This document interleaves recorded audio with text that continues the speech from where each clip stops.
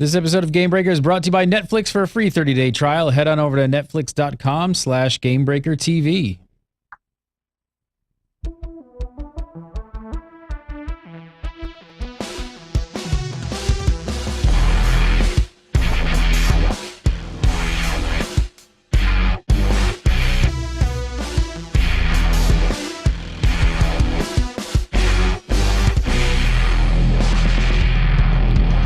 Hello, everybody, and welcome back to another episode of GameBreaker, the interview series. Today, joining me from City State Entertainment, Mr. Mark Jacobs. How are you, sir?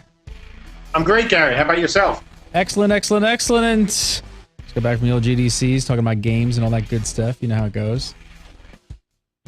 I used to know how it goes. I haven't been in GDC sadly in years, and especially not this year. So, yes, you guys have finally launched your Kickstarter campaign, which just went live as we're recording this, a few hours ago, actually. What time did you actually go official? I think we launched 3 minutes before noon, and considering how tight getting everything done in time was, I didn't want to take the chance of anything else going wrong right before we launched. And we were editing, and I mean we were absolutely editing it, with 15 minutes to go. Nothing like doing it at the last second, but there's so many things to do and so many things to go over, and we're going to go over some of them today. I got to say, so far, you guys are looking like you're in really good shape. How are you feeling about Kickstarter right now? So over 2,500 backers, $438,000 raised. You've got 29 days to go. It's looking pretty good. Well, it's a great start. I mean, you cannot dispute that. But in all fairness, one of the things that we did that some of the other Kickstarters didn't do was really spend a lot of the time, prepping the Kickstarter, talking to players on forums, obviously doing interviews like this one. So we wanted to get off to as strong of a start as possible.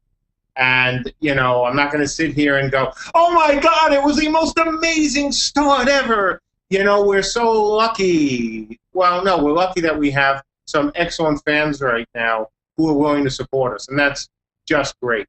But we're not there yet, and, we have a long way to go.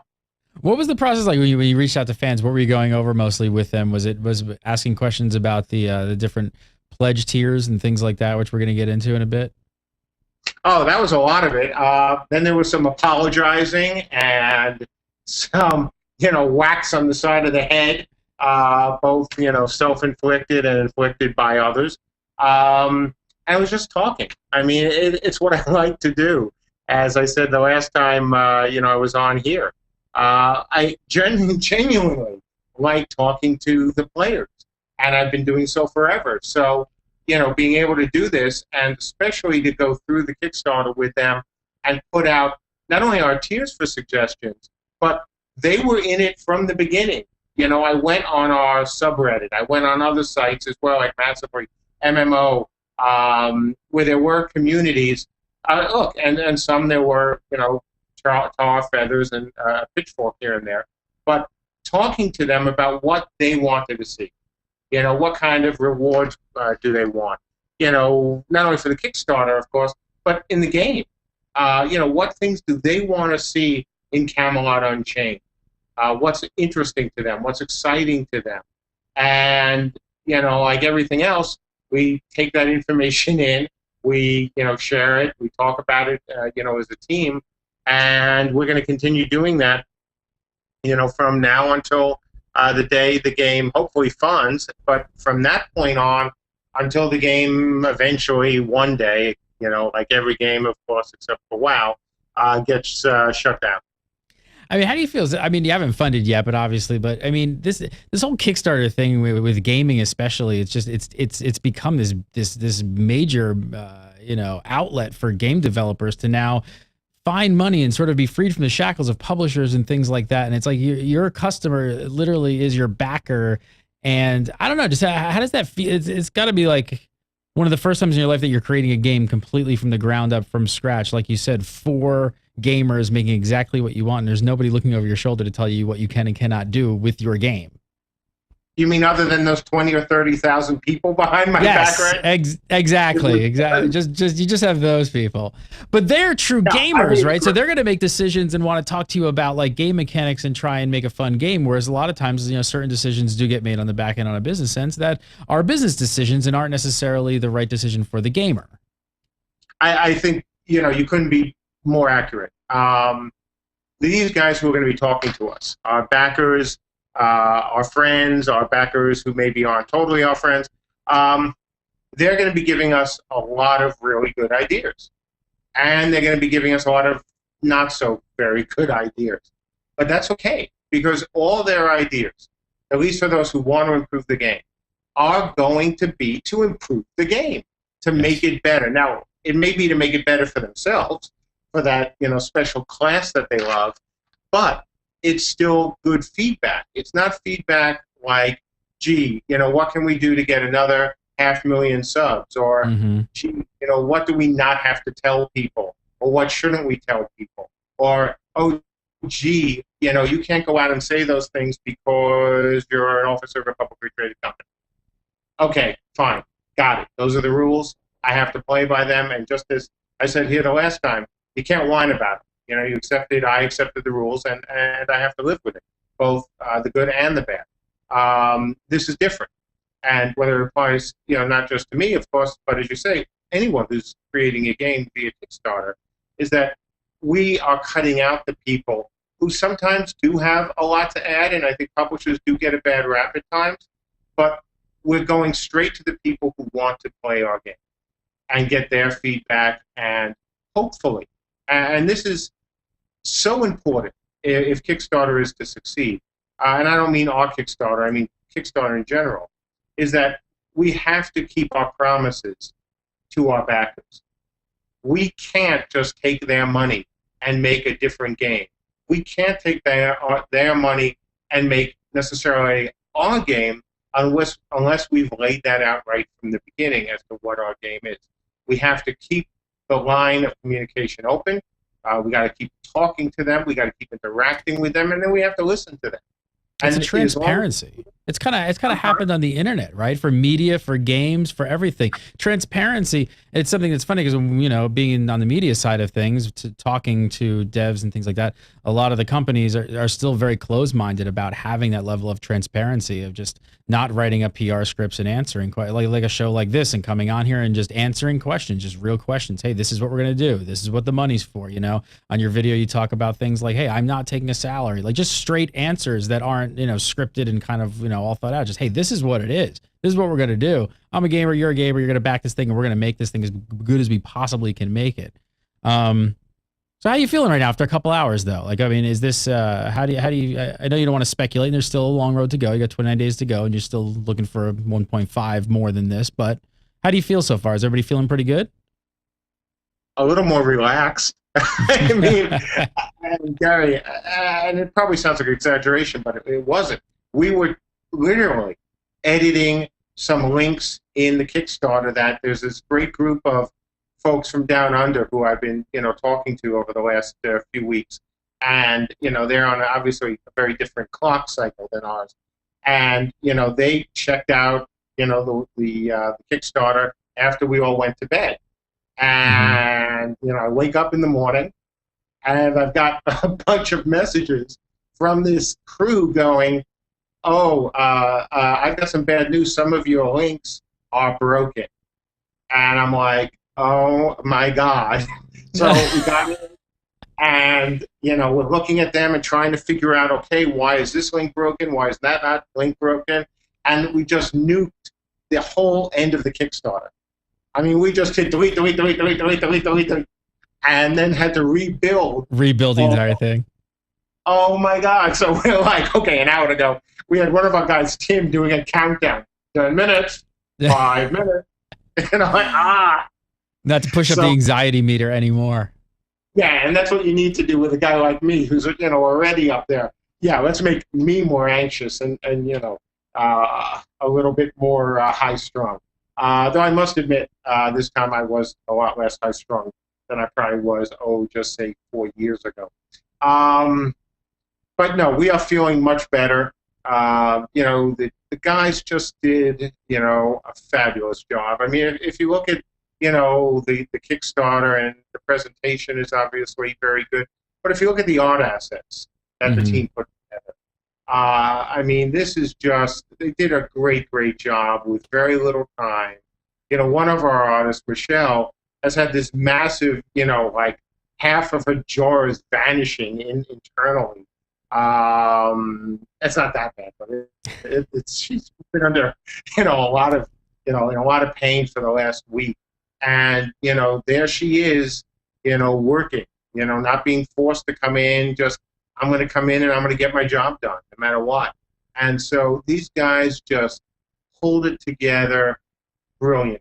And, nothing but tremendous respect, for what they were able to put together, when you look at all the badges and little things. I mean, not the concept art. Obviously, we've been working on that, for a bit. But when you look at the little things in our presentation, this was stuff that was being done, really at the 11th hour because of all the delays we had. And then, of course, we had to delay our Kickstarter because we missed the deadline, or the self-imposed deadline, by 4 hours. And I'm like, it's so much better if you're going to miss it by 2 days, right? Oh my God, there was a problem. Not 4 hours, please. But 4 hours. I was like, what did we, we did not need that to happen. But yeah, everyone is feeling great. And, right now it's just a matter of making sure our updates are in great shape and continuing to, talk to our backers and, just waiting it out and see what happens. So I want to break down a little bit of the Kickstarter. There's a lot of different pledges here. I don't know if we're going to get through all of them, but I want to talk about some of them. But really quickly, we're gonna link and because we just spoke a few weeks ago and did a pretty in-depth interview about Unchained. But for those who may have missed it, why don't you give me the quick pitch on what is Unchained, with and the background of it. What's the story? Sure. So Camelot Unchained is a tri-realm RvR-focused game. It is set in a world where there has been this absolute apocalypse. It is an extinction level event where the world has been just wiped out. What is left has, a little bit of a trope here arisen from the ashes, but what has emerged is something very different. It is a world that is not just based on the legends, whether if you look at the Arthurian legends, the legends of She, the legends and true stories, obviously the Vikings, but it is a world that has been shaped partially by those legends and partially by this influx of magic, of power from this other dimension. And once you accept that as your, backstory, what it's about are these three realms: the Vikings, the Arthurians, and what is becoming, I think, or will become an internet meme of listening to how I pronounce the name of the TDD and then making fun of it. So we'll try again to get it right. The Tuatha Dé Danann that do battle on this world and have to rebuild it, have to fight each other. It is a world where it is all about the player versus player. There is no PvE leveling in this game. There are no PvE, loot drops in this game. It is all about RvR. And our crafting system is going to be, or is, totally player-driven. There are no, again, PvE loot drops. There are no tokens. There is no way for players to get the things that they're going to need except from other players, and that's the crafting system. What I want to do right now, I want to reach out to our audience, because some I know there's gamers out there who are like, what does he mean by this? I've never played a game like this. Some of us old fogies have played games like this. I have played games like this, and believe me, the rock paper scissors mechanic and the crafting that you're doing with this game and all PvP, to me, sum up white knuckle moments, of those moments of emotion of when I want to smash my keyboard, I want to jump up and cheer, and this is the kind of a PvP game that I want to play. Sorry, I had to interrupt that, but these are all of better at it than I am. I mean, that's a fantastic description, Gary. Because that's what it is. I mean, I think a lot of like there were a few games back in the day that we used to play, Dark Age of Camelot being one of them that you created. That was the pinnacle of PvP. I mean, it really was. There was nothing else out there that kind of came close to it. And I think, now some other companies have tried to do iterations of it, but nobody's really gone back and done the strict, straight up tri-realm PvP. And that was, for a lot of players, the game, right? Like you had all the PvE and stuff in there, but then it became that. And now this Camelot Unchained is just that, especially. And I think it's really interesting too, what you talk about crafting a lot, with crafters being their own class completely. Like if you just want to craft and you just want to do that, you're going to have a place in this game by making trebuchets and war siege equipment and all kinds of cool stuff and buildings. Exactly. The crafters are integral. They're not just sitting back and, making a pair of shoes. They're not just sitting back and sharpening a sword. The crafters are going to need to be involved in the game and, in the RVR, aspects of the game. And that will require them to go out at times into the mix, not into fight, but to build, to repair, to lay traps, to, build the larger scale structures.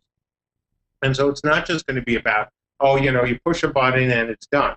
Or you push a button, you sit, then you push another button, and it's done. If that's all we were going to do, yeah, that's been done before and done a lot. This system has to be different. It has to be a bit more challenging.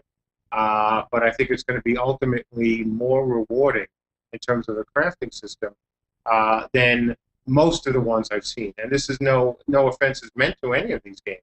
We are trying for as you say, a very specific niche. The guys who want this kind of action, RVR.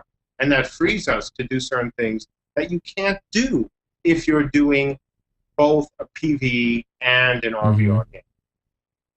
And it's interesting because coming back from GDC as well, I feel like talking to a lot about like this to me is more of the future of MMOs. The big AAA MMO that does everything, the kitchen sink, the PvE, the PvP, the blah, blah, blah, blah, blah. Really, I don't know if it has a place so much anymore. I'm much more excited about smaller niche games that do very specific things and fill that need for me like this. Let's get into some of your pledges here, but really quickly first, I know it's kind of a crazy URL right there, but that is the URL to your Kickstarter page. It's KCKST/X. I think that's an O or a 0. I'm not sure. 38HT. So we had to do a short URL. But if you go to Kickstarter.com and you go to the search bar, you just type Camelot or Unchained. I'm sure you're going to find it very easily. But that is the URL. I am a backer. I am fully supporting this game and your development of it. So I urge everybody out there watching this show, if you want to see something very cool, something very different, go on over. And let's get into the pledges because there's really a pledge price for basically everybody. You've overloaded us with options, which is amazing. We love this as gamers. I started going through it before the show and I'm just like, wow, so this gets me this and this gets me this, but then wait a minute, this gets me this. And I'm like, but I want to do this. And there's tons. So I don't know if we can go through all of them, but give me some of the bigger ones, the bigger areas where you think most people would be interested in. And I know you know what everyone's interested in, right? Beta access. Oh, no, yeah. That's everyone is like, I want to be in beta.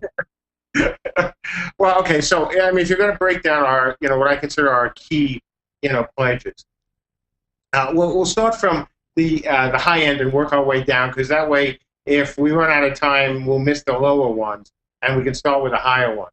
Well, certainly the most, requested of the high end ones is the $5,000 tier. That's the you own your own island tier. And, people have been asking for that back in the early Camelot days. Can we, have a private server for them? Or can we have a private island for them? So, for now, we started with the private island. Private servers is another tier we could put out if we think there's demand for it. And in this tier, you get so much other stuff. One of the things that I really wanted to do with all of our tiers is make sure, as you say, to load them. That, oh, wow, look at all this stuff in there. So if you start with the $5,000 tier, it gets things like the Dragonian Forum badge. It gets internal testing, which is something that was a huge, discussion on our forums. Because for me, internal Well, originally we had named it alpha testing.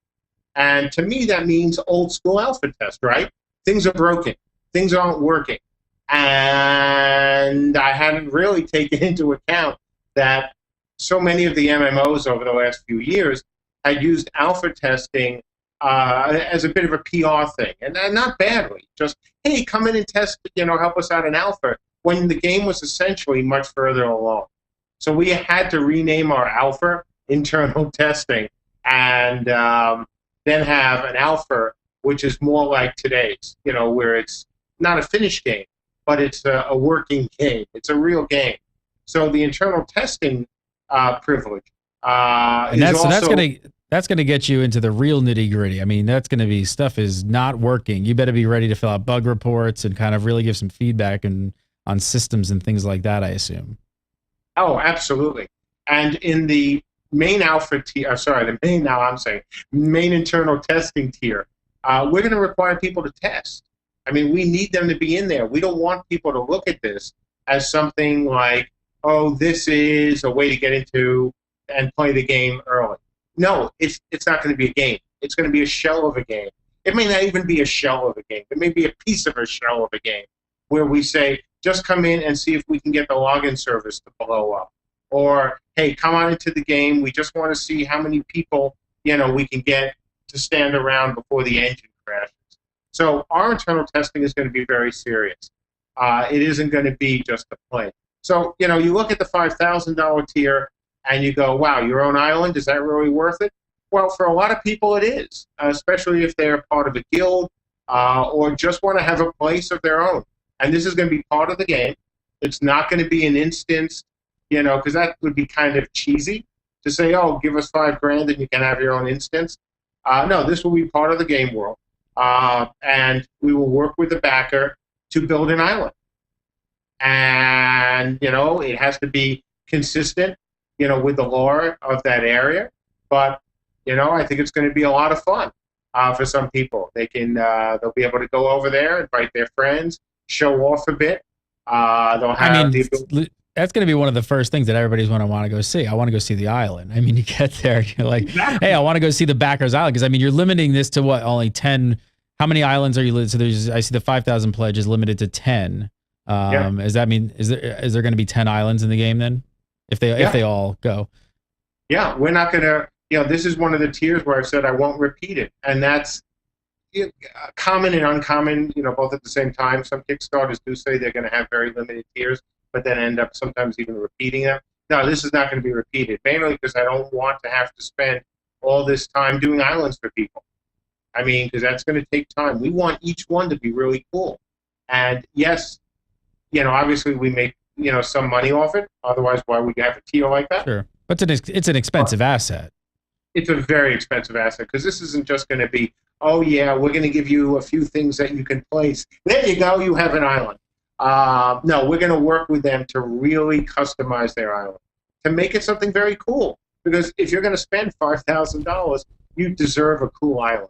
You don't deserve something that just came out of the box. So what's your next major sort of core pledge? Well, the other high-end tier of running your own inn, I mean, that was one of the total RP ideas. It's not game affecting at all, but you can own your own inn, and you can play the role of an innkeeper. And there are some people who I think, based on the feedback we were getting from folks before we made up this tier, that's what they wanted. They wanted to have their own inn.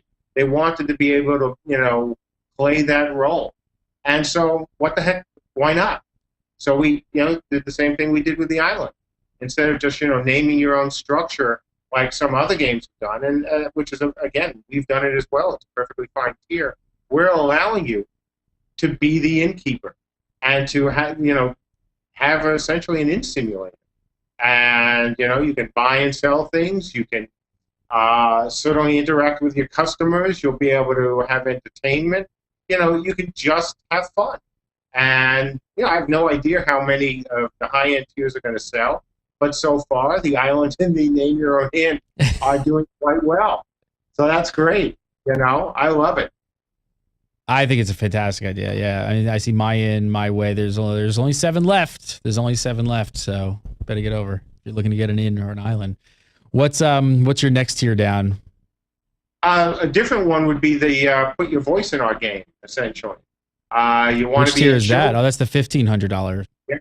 And that's a different tier. I mean, that was something, I got that idea from the Veronica Mars project, where, you get to be in the movie. So I thought, hey, why don't we put people in our game? And again, don't know how many of them are going to sell, but like everything else, it is, part the drawer of that, high-end item, which is the voice thing, but also then all the other things we stick, on the tiers. And again, just try something different. What the heck? Yeah, and we're not even getting into all the other perks. We're going for these are the big ticket items included with that. If you go to the Kickstarter page, you're going to see that you're getting a ton of stuff. Seriously, we're going to go through some more, but I'm going to now let's go to some of the lower end. So, let's go to, how about Hero Forever? So what is the price? What is the price point on that? $350, I believe.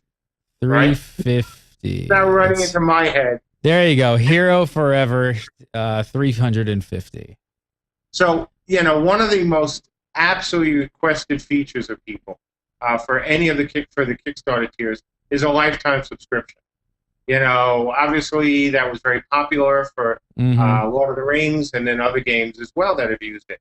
And that's something we have heard a lot from people. We want a lifetime sub. We want a lifetime sub.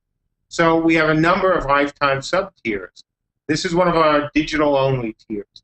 Obviously, that means that it's digital-only. There is no physical items in there.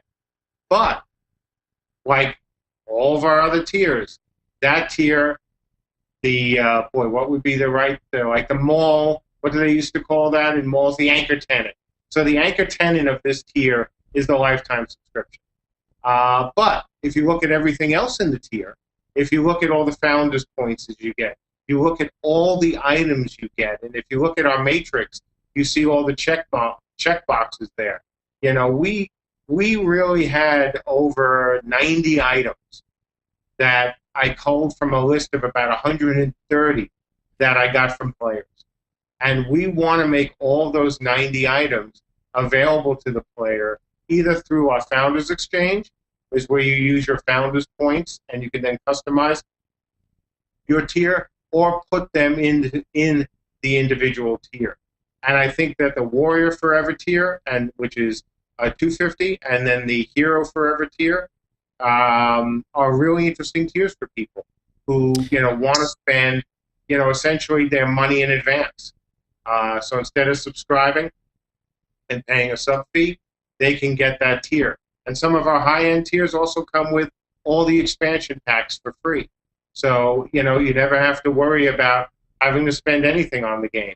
I was watching a lot of chatter this morning once your Kickstarter went up, and as far as our community goes, and I noticed a lot of people talking about the $250 Warrior tier. That seems to be a really nice sweet spot for I think a lot of people. And of course, guaranteed alpha and beta, not your internal testing, but that's alpha and internal testing as well. So I think that one is very enticing for a lot of people. Well, and that's the key. I mean, when you get any of our testing tiers, if you get alpha, you get beta 1, beta 2, beta 3. If you get beta 1, you get beta 1, beta 2, beta 3. Whatever tier you're in, you get any testing that comes out, whatever testing tier you're in, you get whatever comes afterwards as well. Let me ask about that for 1 second. Does it from a developer standpoint, does it sort of worry you at all to be letting players in to see some of this stuff? Because you're kind of unveiling the curtain, you're pulling back the curtain a little bit and you're showing the untrained eye basically some of the stuff that you normally wouldn't show them. How do you deal with that as a developer? You could sort of possibly about the backlash that could possibly happen of people not being all that impressed, but at the same time, the untrained eye would never be impressed at that point? Well, we expect that. And that's actually one of the points that you brought up earlier about getting people in, whether it's internal testing or alpha testing.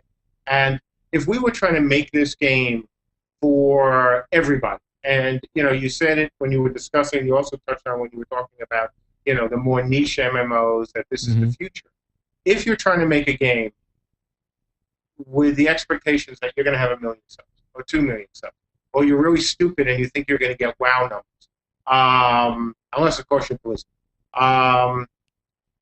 you can't do it this way. You just can't, because the people, as you say, the untrained eye or the less experienced players are going to come in and see a half-finished game or a quarter-finished game or whatever and go, oh, this is junk, no good. I'm done, and I want my money back.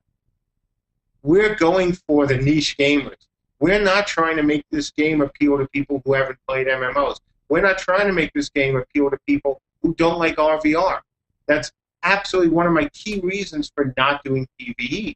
I want the guys who already know how to play these games. I want people who are experienced MMO players. Does this mean you can't be? No, of course. We're not going to say no to somebody who says, I've never played one, but I'm interested. Well, that's great. But with these tiers, with these testing tiers, I know that we will get some backlash at times. Just can't be afraid of it. You have to embrace it. You have to be willing to say to players, yes, what you're seeing now is broken. And it's going to be broken. And it's going to be broken until we fix it. And that's what beta testing is all about. And I'll tell you something, Gary. If I was trying to make, and not even say a WoW club, but just a game where we were going to have 1 million subs, it would be a lot scarier. But going after these gamers, going after guys who played not only WoW or Warhammer or Camelot, but who played other games as well, they're excited about the ability that they will have to get in early and talk to us. Because we're not going to have a wall. We're not going to have, be up in some, stupid ivory tower where we're not going to listen, okay? I've been in that position before, and it was damn well wrong, okay? And it pissed me off, and that is not going to happen again. And I don't care if it means that I take a few more body blows because people think that this is not a good idea, or, wow, boy, you really shouldn't show people this that early. No, they're backing the game. They have a right. And you said the perfect word, transparent. They have every right to see what we're doing. And I'm going to give them that.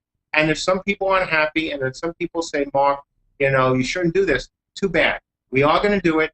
We want their feedback. We want them to play our game, and we want to listen to them. And everyone on this team knows that, if you're going to go against what the players are saying, you darn well better be able to prove it, okay? And if I've got all this feedback saying, hey, this is broken, and you say to me as a developer, oh, no, Mark, we know it's not broken, you better be able to prove that. Because I've heard that before, and when I listened to the wrong people at times, and occasionally myself, I am certainly, I can't sit here going, I never made a mistake, because that's stupid. That was bad then. It won't happen with this game, period. These are our backers. They have every right to see the game, even complain about it, and we're going to embrace that right from the beginning. And I think it's the only way you can do it. And I think with Kickstarter, I really feel like this can create a renaissance in gaming again, because we've seen a lot of people, once you get a hit, you see a lot of people follow and try and create the same thing, and let's clone that. And obviously, as soon as you see a hit, the whole game, the VCs start jumping up and down, going like, hey, make that, make that, make that. We need to make that. And I think this just offers a way for really just to inject some creativity and give gamers something different, something that they're not used to. And that's the key. Yeah. That's the key.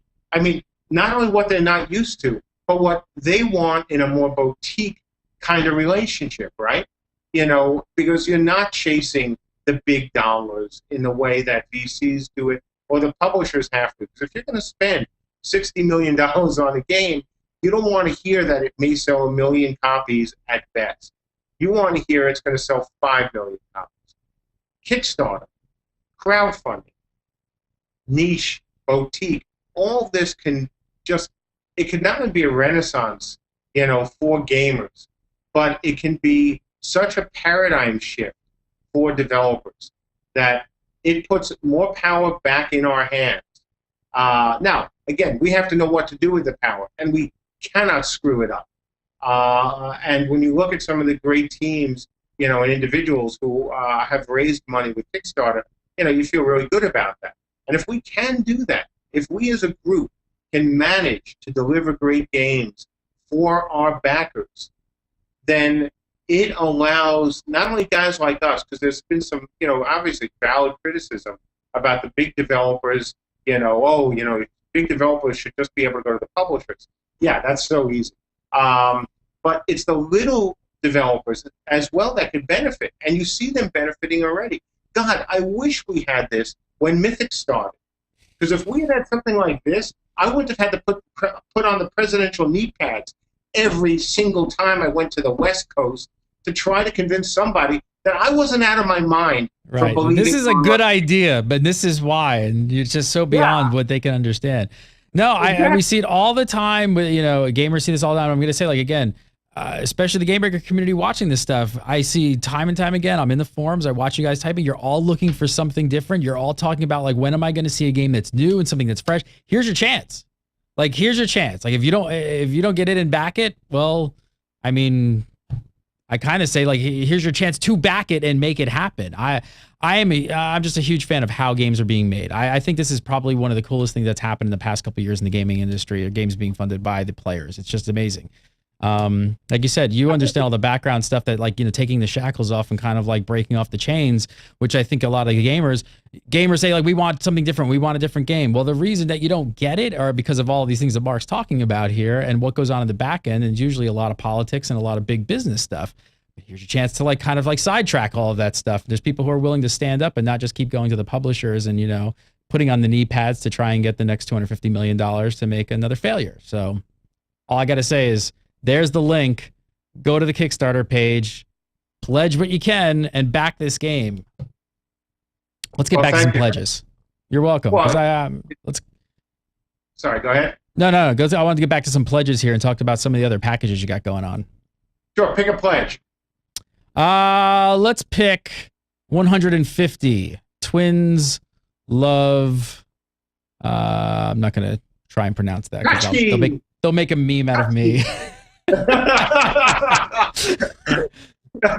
So that's one of the 2-for-1 tiers. So, one of the other things that players ask for is the ability to buy multiple copies for their spouse,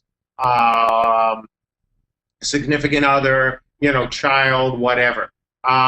So I tried to create a number of these 2-for-1s where you get obviously both copies of something, whatever tier it was. In this case, it was the I Love Tchotchkes tier, plus some additional founders points and some other things as well.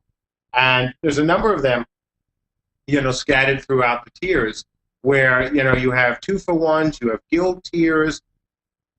You really have just tiers designed for individuals, or not individuals, but for groups of players on the forums who have asked for certain things. And look, we have a few other tiers as well that we're thinking about. One of the guys over at one of the other forums said they want a $10,000 Epic Guild tier, where we're just like, are you serious? Really? What would the Epic Guild tier consist of? Oh my God. Just about everything, including the be able to throw a pie at me while saying TOA sucked. My favorite moment. Okay, so I'm on one of the forums and I'm reading the comments, and one of the guys there who's been a supporter, and it was all meant in fun, saw that quote and just saw the tiers and said, what'd be really great for Mark to do? Have a tier where he can, have a pie thrown at him saying that, TOA sucked or war sucked. And then the next day we put out the tiers. And it's just priceless. And, it's stuff like that really makes me, obviously it makes me smile, but it also shows how, interested people are in, not only Camelot Unchained and RvR and the whole Kickstarter thing. And, like you said, it can be revolutionary. And, especially if we succeed, then that shows that you're now moved into, just like Pathfinder Online, but now obviously with potentially more funding, an MMO that's a niche game can be funded at a higher amount. So, that could be a very good thing for other developers. But anyway, back to the tiers.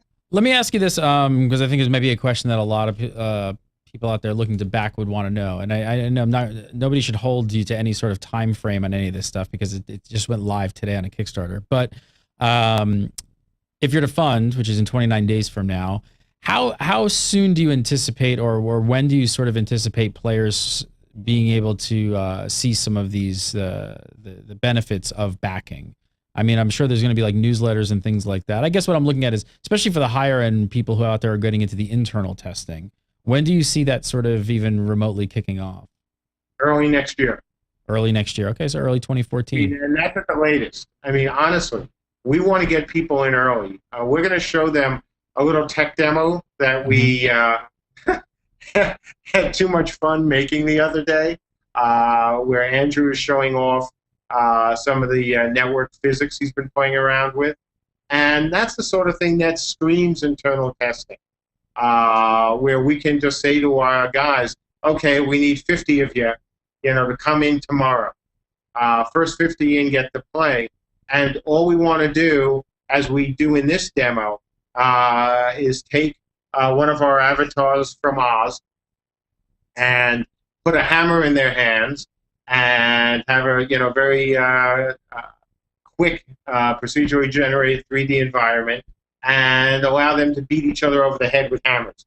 And that's all there is to it. They're running around and going whack, whack, whack, with the hammers, and you see them flying through the air and being knocked off hills and stuff like that. Now, obviously, that's meant in fun, because we certainly don't want an effect in the game where you just hit a guy with a hammer and he's, sent back to say, wow. But it's the idea that we're going to get people in very, very early, testing a lot of this stuff. And that is one of the advantages of the internal testing, access, whether it's on the 180 tier or all the more expensive tiers, is that we need people to do this and who are willing to do it and not complain that, oh, look, that's a ground texture that isn't finished. Well, of course it's not finished. This is a tech demo. Because if we can get them in early, we can avoid a lot of the problems MMOs, including Warhammer and Camelot had, just like every MMO has, because you don't get enough people testing early enough. And in this case, it's our backers. And if they're patient, and we hope they are, and they're willing to help, they will help make our game better. Because if we can break the code early, it means we can fix it early. And that was why it's so crucial to get people in. And we're a small studio. We're not going to have a large QA team. How large is your studio? How many people are you at this point? I'm sorry? How many people are in the studio at this point? How large 12. is the team? 12 people. And then what do you see that expanding to if at peak? Probably 24, maybe a couple more, maybe some outsourcing, hopefully not. Depends who we can, find. Our immediate hires, I need to get at least one full-time designer in here because, I don't do it all. I never did it all. Never claimed to do it all. I'm better at a lead role than a guy who's sitting down figuring out all the tables. I certainly did it for our Kickstarter, but I really don't want to do that for all the, abilities in the game, all the spells in the game, all the weapon stats. So we need to get a designer in very quickly. I would love to get a couple programmers in very quickly to work with Andrew on our engine. Probably one more, concept artist slash something else. A lot of our artists here can multitask, of course. So we would love to find another concept artist who also has another strong set of skills. And that would be our first. And I think something else to point out, not to cut you about the whole dev team, but I'm listening to your answers and I want to sort of express to the viewers here that like things like this that we're doing also can keep going on and on throughout the development process, right? I mean, the level of transparency of showing people what's happening and the team is ramping up and we're working on this. I mean, that's everything that Mark's talking about, which is super interesting to me because it's like, you know, even we haven't really seen this level of like, you know, just kind of transparency with gamers and talking to them and even just being in media, just actually show them stuff. I'm watching some questions and people are asking things about like NDAs and things like that. And I'm going to go on a limb and say, I assume everything's going to be under NDA. You're not going to be able to stream the internal testing in alpha. That'd be crazy. No. Wait, look, I believe in being transparent, but not being like that stupid. Okay. Yes. Because that would be dumb. All right. That would be really, really dumb. No, of course not. Guys who come in internal testing will have to sign an NDA. You can't work for another video game, you know, company, computer game company, blah, blah, blah. A guy sent me a very sweet note saying he wants to be a tester, but he wondered if it's any game company, like if they make board games or they throw lawn darts. No, that would be okay. I said, that's just fine. You know, we just don't want people coming in from, you know, other studios, even without any ill intent. And I certainly do not mean to imply anything there. I really don't. Because what we're going to be showing in the beginning, nobody's going to care about. It's not going to be, oh my God, look at this exciting stuff they've got. They have something that's called a login server. But we're going to have, you know, that all of internal testing under NDA if you want to participate. And then obviously there'll be an NDA within the community where we're not going to, you know, want everything go out because we are going to do some interesting things and different things. We're going to take chances with some systems, with mechanics that, frankly, could blow up in our face big time. On the other hand, there's some stuff that's quite interesting. And, you know, like any other game developer, we don't want everyone to know what we're doing. Now, do I care for our backers? No. You know, that's the whole idea. We're our backers, and we're going to be transparent.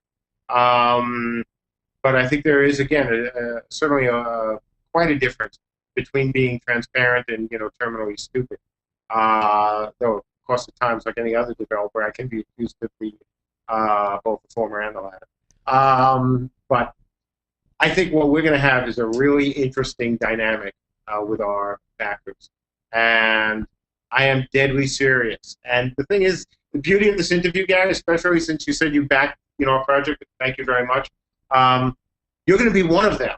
So if you're there and I'm not keeping my promises, call my ass out, okay? You heard it. You heard it right here, everybody. There you go. Absolutely. If I'm not doing, and I say this with no fear whatsoever, okay, and call me out, you know, it will be my fault. It means I'm effing up, all right? We will be transparent. We will talk to our, you know, our backers. We will, you know, we want their input. And if at any point in time, okay, and I am, you know, you don't need my permission, you don't need my blessing, but I'm telling you, no matter what, I'm not doing my job, I want you to. I need you to. One of the things that, and I said Ivory Tower before, and that's a really good segue into this. I don't ever want to be in that position, okay? I can't afford to be in that position. You know, the backers here are, if we fund, are being very generous. I'm putting in my own money as well, okay? And I need to hear things, sometimes hard things, all right? I don't want to be shielded from information. I don't want people to play games going, oh, gee, if we tell Mark, he'll ask us to fix it. Or worse, oh, we can't tell Mark because that would mean that they made a mistake and Mark may be mad at me. I make as many mistakes as anybody. We all do. And one of the things we do, I'm sorry? I sense the importance of you understanding how important actually succeeding through a Kickstarter campaign can be, more so than it is when it's backed by a publisher. You know, if you're in the games industry and you've kind of shipped a couple titles and you F up and a game like flops and fails, you can easily go get another job. You do this with Kickstarter and it's such a teetering moment that there's a lot at stake and there's a lot of people watching and your backers are your gamers. So, you know, you want them to come back again and again and again. You want to release Camelot Unchained prosper, make this great game, you're a game developer. You're gonna have another idea. You know, you're gonna have something else. Maybe the studio expands. So, and if that becomes the new model, there's a lot riding on just, you know, developing something. And I sense that you understand that that's the important factor here, is that having to succeed, especially with the first one, right? Especially, look, there's a ton of info about the game. I want to go over really quickly. So, for people out there, again, if you're new to Camelot Unchained, I urge you to go over to CamelotUnchained.com. Their website is up. We're also going to post the interview that Mark and I did about a week ago right here underneath this post. You could watch that. There's a ton of info there. Mark's been blogging and posting, like, there's an incredible amount of stuff written on Camelot Unchained. You could read about the systems, the classes, the races, Tri-Realm RVR. There's a ton of stuff to dig through. So go over to Camelot Unchained, read about it, check it out. You still got time. But again, they can't make this game on their own. They do need your help. And all you got to do, if you use this crazy Kickstarter URL that I got up over here, you can try and decipher that, but I think you can figure it out. Or go over to Kickstarter.com and just type in Camelot Unchained. It'll take you right to the page. There's a tier for everybody. I mean, tiers start at $5. So there's a tier at $5 all the way up to what's the max? 10,000, I think you're going. So 10,000. 10,000. So 5 to 10,000, and there is a ton in between. There's too much data for us to go over in a show like this. I mean, here's their matrix of showing you what their tiers give. So you could chew through this for, I don't know, a couple days, figure out what fits and suits you best. But seriously, if you guys want to support, you know, smaller companies making smaller games and taking a chance and maybe giving you the MMO that you have been looking for, if you're an old Dark Age fan and you want that RVR back, this is the game to back. I mean, there's nothing else more I can say but that this is the game to back. So, Mark, it's always a pleasure. Thank you, Gary. Pleasure as well. It's always a pleasure, and we're going to keep doing this because this is fun. Anytime, man. Like last time, I love to talk. We will keep this series up, and yeah, let's do one towards the end of the Kickstarter campaign, see where we're at and all that good stuff, and then we'll do a post one. You know what? Let's do a party. Let's do that because everybody's gonna pledge this thing. I already see it. Everybody on GameBreaker is gonna go pledge. You'll do the 2 million. You'll be fine. The game will be made. Let's do like give me the hour that the Kickstarter ends, and we'll do a whole virtual party of Camelot Unchained has funded. How's that? My pleasure. My pleasure. Mark Jacobs. Follow him on Twitter. And where's your Twitter? Is it Mark Jacobs? Oh God, I just set it up. I don't remember. All right, but City State Entertainment. Go over to City State Entertainment or go to Camelot Unchained. Camelot Unchained is the easy one to remember. All the info's there. The Kickstarter information's there. The Twitter information's there. Everything. So just go on over there, get everything. And Mark, pleasure. And it's always a pleasure to talk to the GameBreaker crew. So you guys are awesome. Watch GameBreaker TV all day, every day for all your video game news. And of course, come over to watch all of our shows. Mark, talk to you in a few. Absolutely. Thank you, Gary. Thanks so much. Bye, guys.